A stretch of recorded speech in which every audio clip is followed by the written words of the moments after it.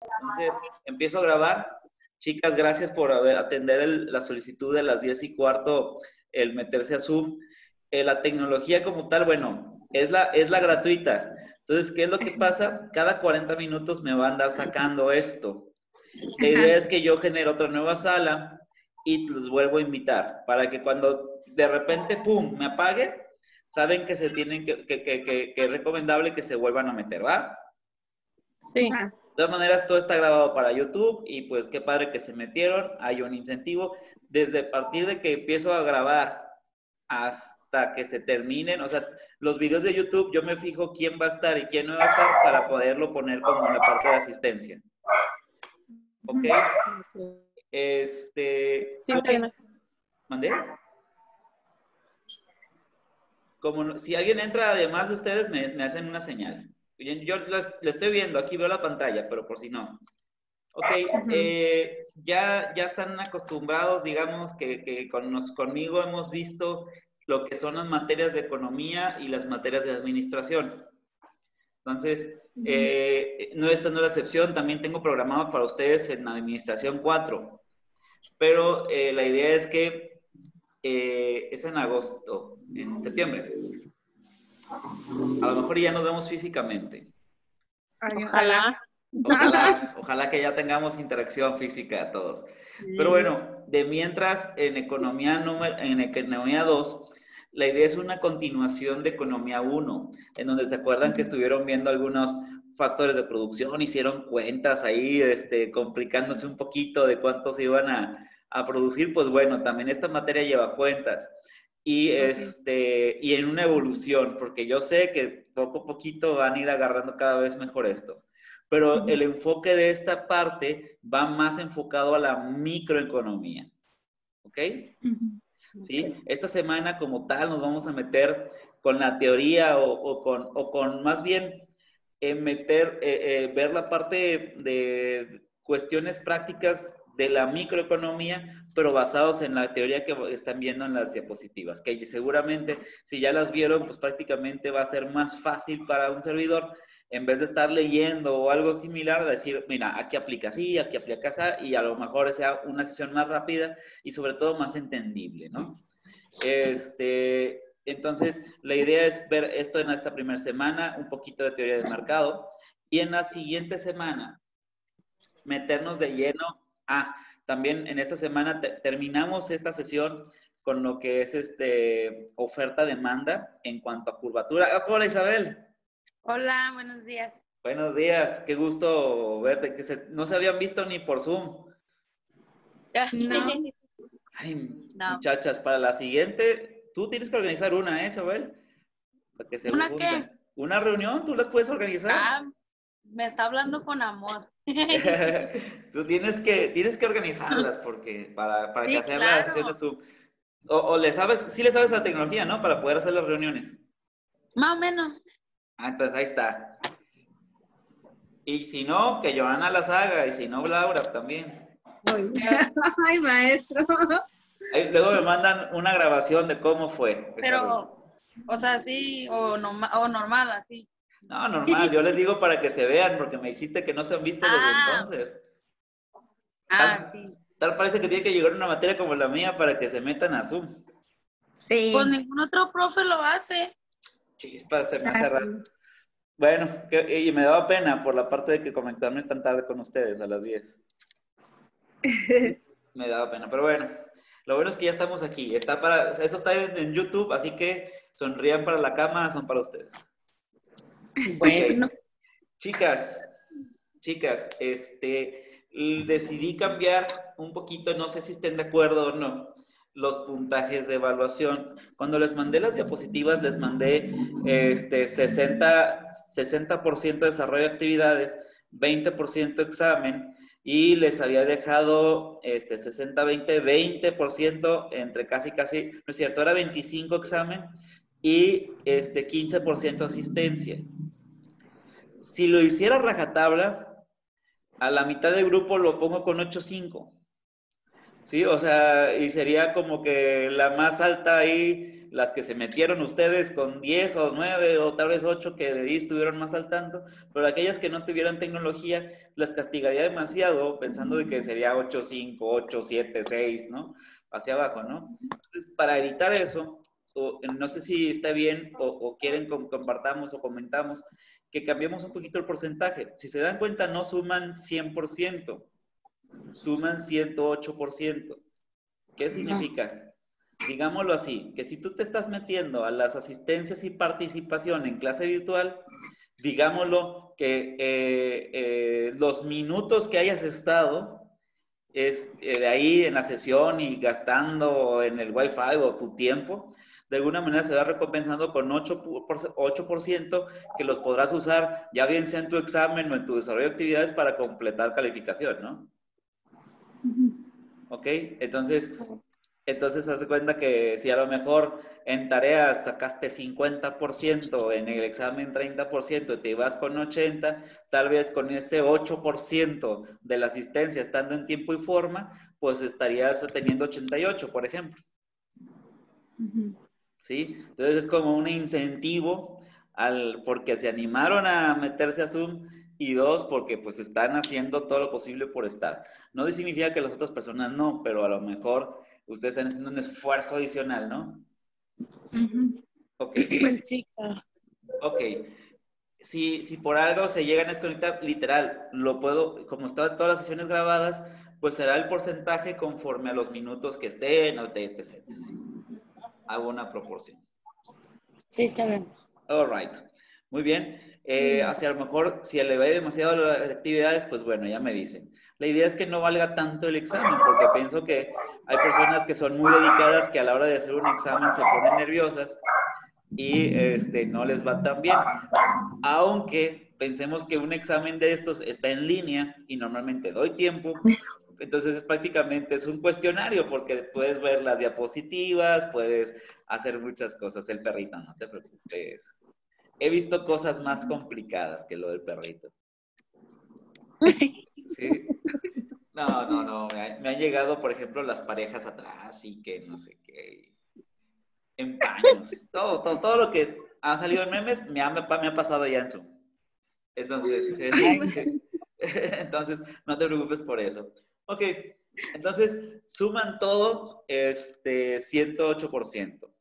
Muy bien. ¿Ya le dieron una pequeña leída a las diapositivas o apenas las conocerían por primera vez? Sean honestas para saber en qué ritmo voy. No, yo sí las vi. De la microeconomía y macroeconomía salen. Buenísimo. Tú y yo, a Laura, apenas las van conociendo. No les voy a bajar puntuación porque no. ¿Sí? Yo lo estaba leyendo también eso, apenas. Apenas están leyendo. Ok. Ajá. Apenas. Mi intención era Desde poder cero. leerla todo, maestro, pero como no tengo personal, No te preocupes. se me fue todo. No, la pregunta no la hice con la idea de fiscalizar a alguien, simplemente para saber en qué velocidad voy. No. Esta vez Sí. no. Para la siguiente sí las fiscalizo. Va. No te creas. No, perfecto. No te creas. Va. Vamos con los conceptos. La idea es, esta primera semana no nos ponemos tan numéricos, vamos más por conceptos. La idea es que conozcan sobre microeconomía. Cuando hablamos de economía, y lo dijimos en la materia pasada, estábamos hablando del factor de tierra, producción, mano de obra y capital, ¿sí? En donde de alguna manera u otra esos afectaban todo un ente económico o todo un lugar de trabajo.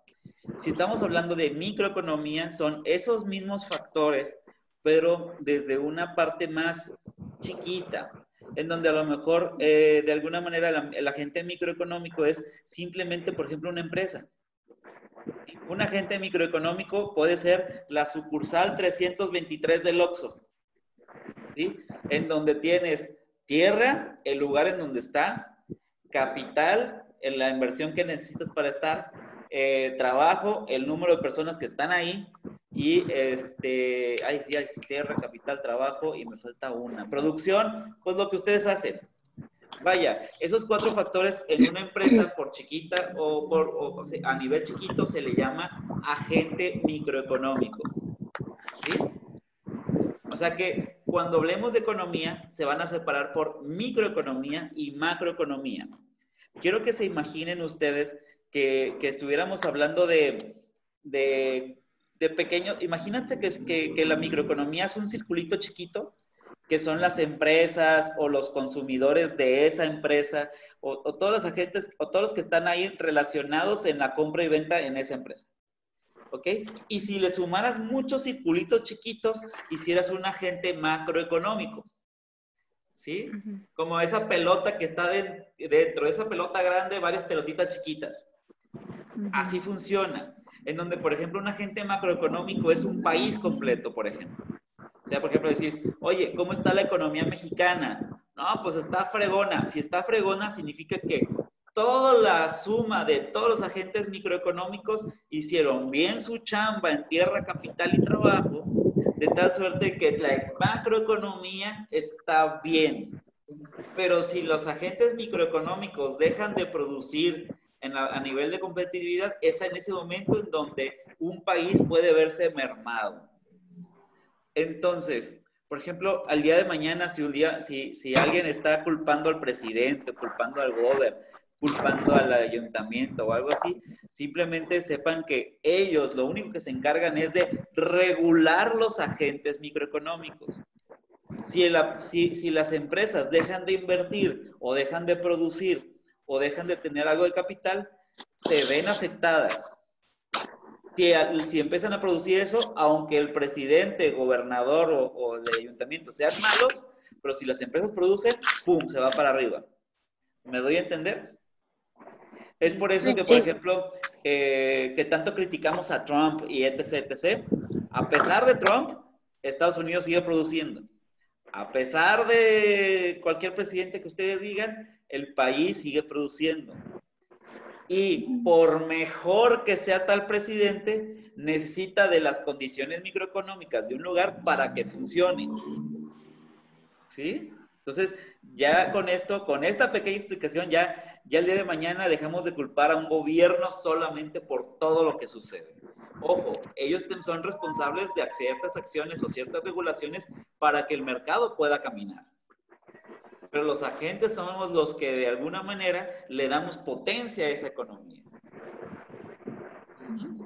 Entonces, agentes microeconómicos o los agentes económicos que vamos a trabajar son consumidores, productores y gobierno. Son esos tres que hacen de alguna manera en toda la economía, por así decirlo, en donde el gobierno solo se dedica a regular. El consumidor se dedica a give me, el productor a dar. Proveer. Exactamente, Isabel. Entonces, cuando estamos hablando de agentes microeconómicos, estamos hablando de un grupo de personas que consumen un producto y otro que lo ofrece. Para vida de que funcione la economía, tienen que estar esos factores. Algo bien curioso. Imagínate que está en una crisis económica el lugar. No sé si se ha fijado que cuando hay una crisis económica, algunos dicen, ¿sabes qué? Lo que pasa es que tienes que incitar a que consuman más y que haya más endeudamiento y como que no tuviera sentido. Dices, ¿cómo demonios, si estamos en una crisis, tienes que incentivar a que la gente consuma más? Pues resulta ser que cuando consumen más, la gente otra tiene que producir más. ¿Sí? Y por producir más, se hace más barato el precio en el mercado y por lo tanto, también habría más trabajo y por lo tanto estos podrían tener más ingreso y por lo tanto después pueden gastar más. Curioso, ¿verdad?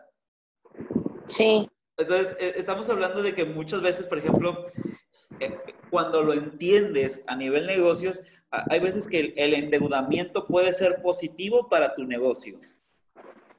Y cuando lo utilizas como un círculo. Ok, muy bien. Hay diferencias entre microeconomía y macroeconomía, pero la más fácil de ver es la amplitud, ¿sí? En donde el agente microeconómico es empresas, consumidores y productores. El agente macroeconómico son aquellos indicadores de todo un lugar. Por ejemplo, un agente macroeconómico muy popular es el PIB. El Producto Interno Bruto, es la lana que tiene el país. El ingreso per cápita es cuánta lana tiene por persona un lugar general. Pero, por ejemplo, en un agente microeconómico, a lo mejor es la utilidad monetaria de esa empresa nada más, por ejemplo, o de De ese como, sector. por ejemplo, la macroeconomía de México sería todo el país y una microeconomía sería, por ejemplo, de un estado, nada más, basarse en un No, estado, todavía menos, de una empresa o de de un uno solo. sector. Por ejemplo, Ok.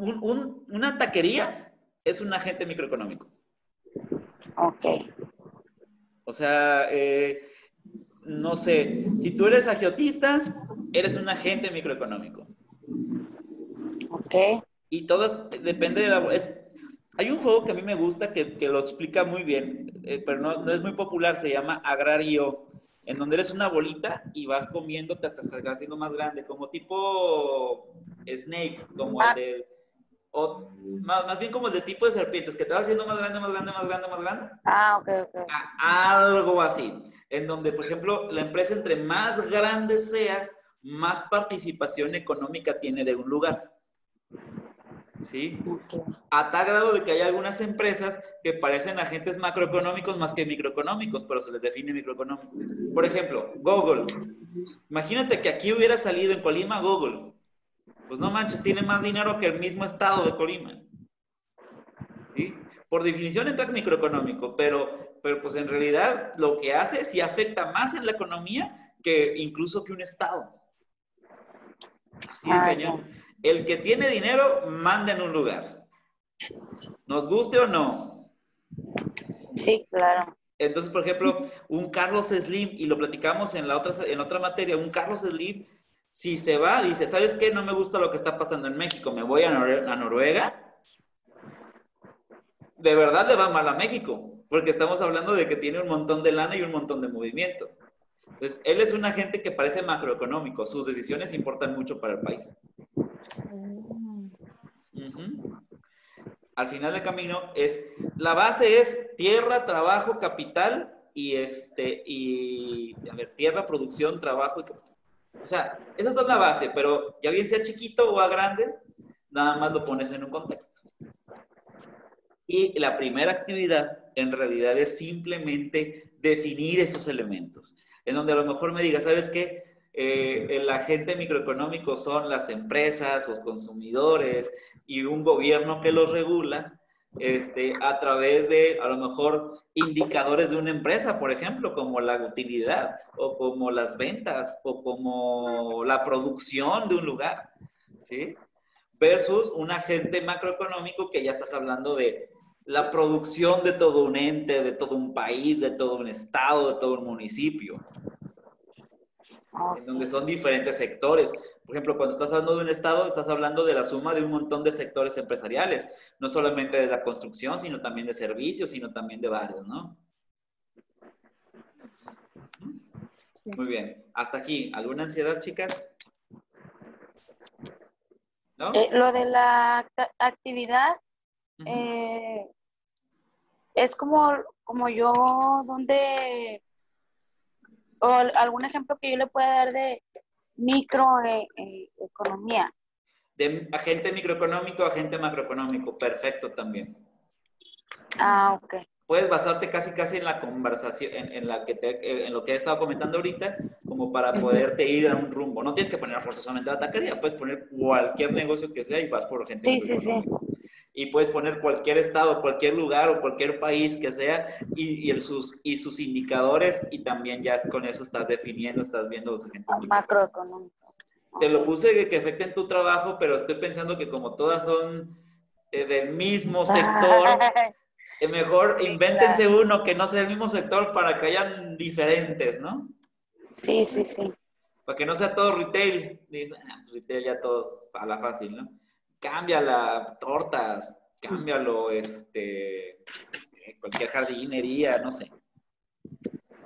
Vale. Sí, sí, sí. Buenísimo, buenísimo, chicas. Esa es la primera parte. Como tal, cuando hablamos de microeconomía, existen diferentes autores o diferentes enfoques de ver la microeconomía. ¿sí? Digamos, la base es la misma, en donde ves empresas y ves consumidores, pero el enfoque que le dan es lo que lo hace diferente en teorías. Por ejemplo, hay una teoría del productor, una del consumidor, otra de la empresa, otra del equilibrio del mercado y otra de competencia imperfecta, ¿sí? Cuando nos hablamos de la teoría del productor, habla de el enfoque literal de como si la microeconomía dependiera de la producción, ¿sí? En donde es una traducción del inglés input, in es dentro, put, ahí sí te la debo, pero bueno, es input, es lo que entra. Normalmente al input se le conoce, por ejemplo, como cuando alguien está produciendo la materia prima o la manufactura. Por ejemplo, imagínate unos tacos, ¿no? Y el taquero va a necesitar de comprar carne, de comprar tortillas, de comprar aceite, de comprar cosas de esas, para poder realizar a través de una producción un taco. El taco sería output. Las tortillas, carne, frijoles, etc., que necesita materia prima para antes de hacerlo, sería input. No sé si me estoy dando a entender o ya empieza a haber complicaciones. ¿Sí? No, sí, ya lo había leído. Ah, ok. Entonces, entra como input, está el taco, la tortilla, la carne, todo eso. Hay un medio de producción, ¿sí? Normalmente el mano de obra, taqueros que están ahí haciendo, y termina un output, que es el taco mismo, o el producto mismo, o el servicio mismo. Entonces, esta teoría se centra en enfocarse en que la economía depende de la transformación. Depende de la transformación de la materia prima, la transformación de un servicio, de tal suerte de que entre más transformes o entre más produzcas, un lugar va a tener mayores bienes y servicios. ¿Ok? Ok. Muy bien. Esa es en la teoría del producto. La del consumidor es al revés. Estamos hablando de producir. Acá lo que dicen es, no, en realidad el que da la pauta económica son los consumidores. Pensando que gracias a que existe gente que demanda tacos, el productor puede hacer tacos. No se me doy a entender. En donde en la teoría de la conducta del consumidor se centra en lo que quiere la gente antes Es de como aquí poder. con el pozole. Todo el mundo quiere Sí, vender porque se vende. Porque todo el exactamente. mundo quiere. Entonces, la gente del sector microeconómico del pozole agarra poder porque mucha gente lo quiere. Pensando, por ejemplo, en el del productor sería, ¿sabes qué? Me sobra mucha carne y mucho grano. Hay que hacer pozole porque tengo mucho de eso. Y en el del consumidor es porque lo quiere mucha gente, voy a ver cómo le hago para tener mucho de eso. Cada uno tiene sus ventajas y sus desventajas. En el del productor, pues simplemente no te tienes que esforzar mucho por las cosas que tú tienes, porque te estás enfocando en cómo cómo transformar la materia prima con producto final y Sansan se acabó. Y debajo de esta teoría, en la aplicación, resulta ser que pues, los lugares que utilizan más la teoría del productor se vuelven especialistas en lo que tienen. Ejemplo, imagínense que en Comala solamente se comiera pan de Comala y ponche. ¿Sí? ¿Por qué se especializaron en eso? Y café. ¿Por qué? Resulta ser que tienen mucho de café, tienen mucho de ponche, tienen mucho de esto y dicen, pues como a mí me sale barato, pues yo lo pongo a vender. ¿Sí? O un lugar que se basa en la teoría de la conducta del consumidor, desde este enfoque es mucho más sencillo que las personas tengan mucho de muchas cosas, pero como tal vez más caro. Por ejemplo, en los países de primer mundo, normalmente se centran más en conducta del consumidor, de tal suerte de que las personas tienen acceso a cualquier cosa. Por ejemplo, comida tailandesa, japonesa, tal, de todo tipo, pero más caro de lo que lo encontrarían en un normal habitual. La vida es más cara ya, pero es más surtida. ¿Ok? A diferencia de un lugar que normalmente se enfoca a productor, normalmente países en vía de desarrollo en donde la gente está acostumbrada a comer de un tipo, de dos tipos de cosas. Cuando piensen en tercer mundo, no piensen en México. México está casi como si lo definieran un segundo mundo. El resto es tercer mundo, pero no piensen en un México. Piensa en un Sudáfrica o en un Tanzania, en donde se tienen que dedicar prácticamente a la comida de granos para poder subsistir, en donde el nivel de pobreza es muchísimo mayor. Okay. La teoría de la empresa viene como a equilibrar un poco las cosas con Ronald Keys. Viene a hablar sobre decir, ¿sabes qué, brother? Sí, está muy padre porque uno se enfoque en el productor y el otro, sí, ¿sabes qué? Está chido que también esté sobre el consumidor, pero también existen los recursos tecnológicos que transforman un lugar. ¿Sí? Piensen en la teoría de la empresa de este cuate que dice, ¿sabes qué? Pues sí, tal vez estás pensando en la materia prima y otro estás pensando en lo que quiere la gente, pero ¿y la tecnología que haces para que funcione? ¿Dónde está? Cuando me refiero a tecnología, no me refiero solamente a computadora, internet y celulares. Me refiero a todo lo necesario para hacer un trabajo de una manera más fácil. De hecho, por ejemplo, ustedes todo el día hacen uso y gama de la tecnología para hacer su chamba más fácil. Por ejemplo, tecnología incluso puede ser la cosa que te amarras para cargar. ¿Sí? Lo que haga más fácil hacer cualquier actividad. Sí. Más rápida y sin tanto... Exactamente. Ya bien sea a través de cosas mecánicas o a través de cosas electrónicas, pero cualquier cosa que te haga la vida más fácil se le puede denominar tecnología. O sea que el día de mañana que dicen no se me dan las herramientas tecnológicas, tal vez revisa 2 veces porque tal vez lo que no se te den son las herramientas electrónicas de tecnología. ¿Sí? Que a lo mejor eres buena en una prensa francesa, órale, eso es tecnología. Ok, muy bien. Y ya que se me va a acabar me quedan 10 minutos de la primera reunión. Las del fundamento de mercado, del equilibrio de mercado, es aquella en donde se enfoca mucho a manera numérica sobre lo que sucede con la oferta y la demanda. ¿Sí? Aquí no intervienen como dados factores, pero intervienen más las cuestiones numéricas, en donde dice, ¿sabes qué? Si existen muchas personas que ofrecen un producto, va a valer tanto, y si hay tantos demandantes, va a valer tanto. No se estresen si no queda muy entendido, porque en las siguientes diapositivas vamos a profundizar sobre la ley de oferta y demanda, y creo que puede quedar más entendido. Ahí sí, si no queda claro en la parte posterior, por favor pregúntenme. Okay. Ahorita en esta no se estresen si no se entiende del todo. Ok. Está bien. En la tercera, en la de empresa, en la primera y la segunda de estas, por favor sí, porque ya no vuelvo a repetir, ¿no? Pero sí en estas 2, por ejemplo, sí hay un poquito más. La competencia imperfecta es una teoría muy interesante que es como más bien un caso en especial o un tipo de casos en especial. Para esto quiero decirles que hay competencias perfectas y competencias imperfectas. Competencia imperfecta se le denomina cuando hay muchos agentes microeconómicos, pero digamos desde una situación injusta, normalmente monopolios o oligopolios.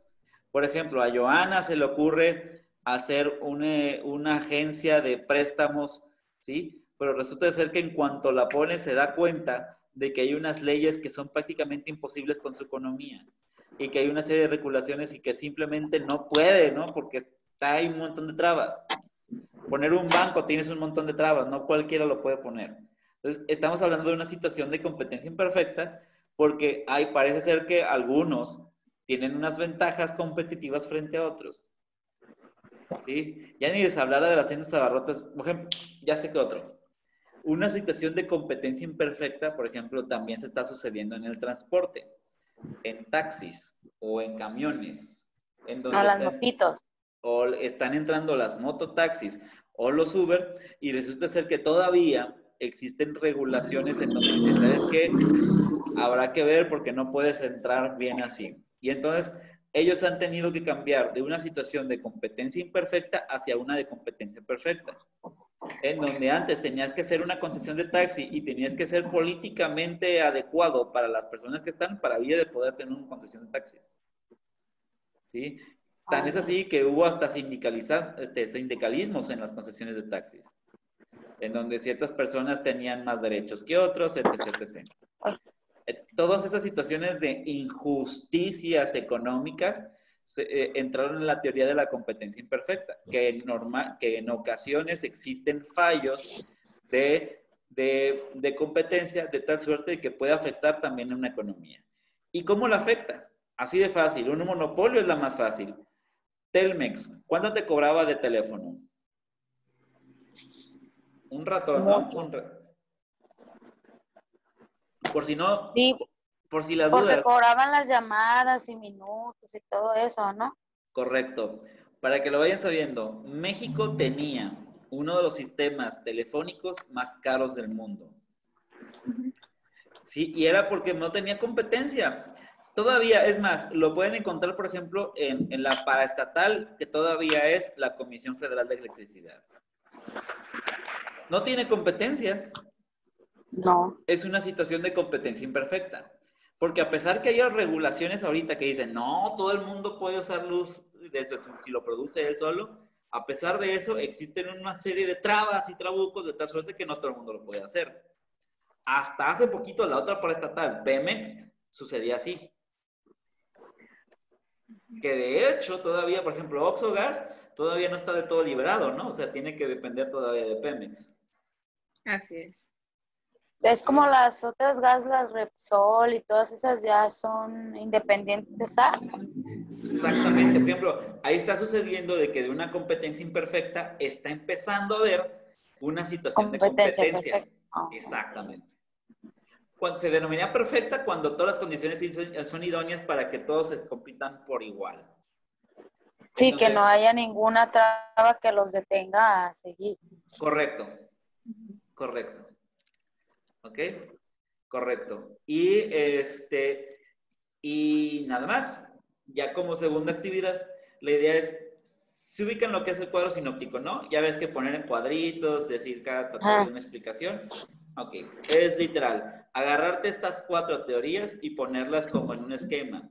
¿Por qué pido esta tarea? Esta tarea va a ser muy sencilla para ti, para cuando hagas un examen, por ejemplo. Ya no tengas que estar revisando todas las diapositivas, sino simplemente tus anotaciones. O sea que en pocas palabras te estoy diciendo, haz un acordeón. En este punto. Miren, eso sí me interesa. Eso sí me está gustando, dice Cícero. No, en realidad es un acordeón formal, ¿sí? De tal suerte de que dice, ¿sabes qué? Pues ya tengo todas estas diapositivas que me está diciendo de los tipos de competencia, ¿sí?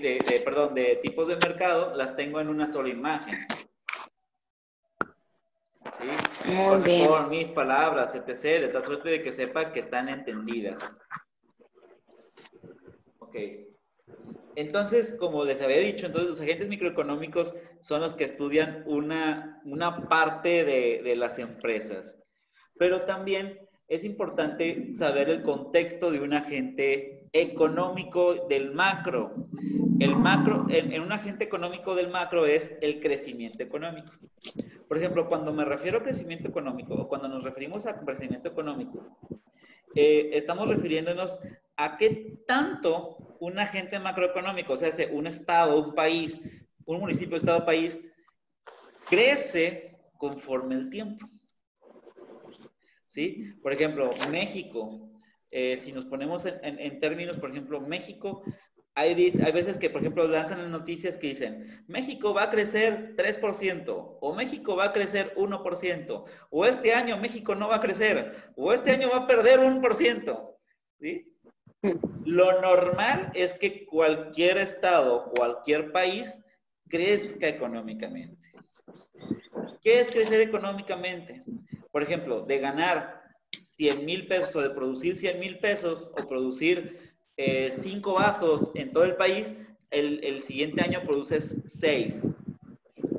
¿Sí? Si nos referimos desde la teoría del consumidor, significa que la gente va a querer consumir 6 y no 5. ¿Por qué? Porque está el ciclo ese de gasto. Un país que no produce se desacelera. Y ese es cuando le llaman el desaceleramiento económico. ¿Sí? Cuando el crecimiento, cuando un país deja de producir y el país por miedo deja de consumir, se le desacelera. No sé si han escuchado, por ejemplo, en noticias, oigan, en la economía mexicana, que siempre critican a México, en la noticia siempre critican a México. Intereses por un lado o por otro lado, pero bueno, los critican y dicen, este año va a desacelerarse tanto por ciento. ¿Qué significa? Que hay un montón de gente que está dejando de producir y hay un montón de gente con miedo de gastar. De tal suerte de que ahí empieza a bajar las condiciones económicas. Cuando una persona tiene miedo de gastar, multiplicado por un masivo, significa que hay menos dinero circulando. ¿Sí? Y por lo tanto, cuando hay menos dinero circulando, el país como que se ralentiza. Es como cuando estás hablando, imagínate que estuvieras caminando y de repente empezaras a bajar el paso, ¿no? En modo phantom. Ok, eso es el desaceleramiento económico. Imagínate que estuvieras caminando y empiezas a trotar. Eso es aceleramiento económico. Por ejemplo, cuando estamos hablando de que China, y escuchábamos también en noticias, que China crecía a un 12% anual, significaba que, imagínate acelerar el paso 12% con respecto al año anterior. Es brutal, es muchísimo. ¿Sí? Considerando que vas año con año. Entonces, por ejemplo, por si no lo conocen, China ahorita todavía sigue siendo la primer potencia mundial. Seguido de Estados Unidos, bien a la par. No es cierto, miento. Estados Unidos sigue ganando, pero hay un pronóstico que para el 2030 China es el primer lugar. Pero están ahorita casi a la par.